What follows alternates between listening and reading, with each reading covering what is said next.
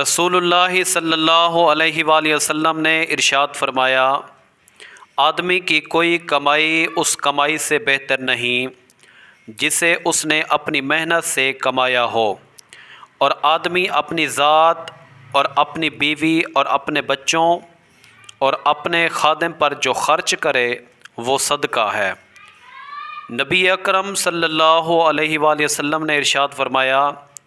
بیوہ عورتوں اور مسکینوں کے لیے محنت و کوشش کرنے والا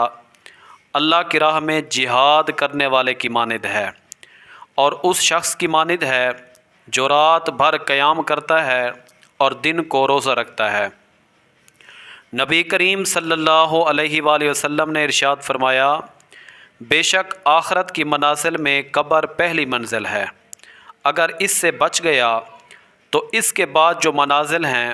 وہ اس سے آسان تر ہیں،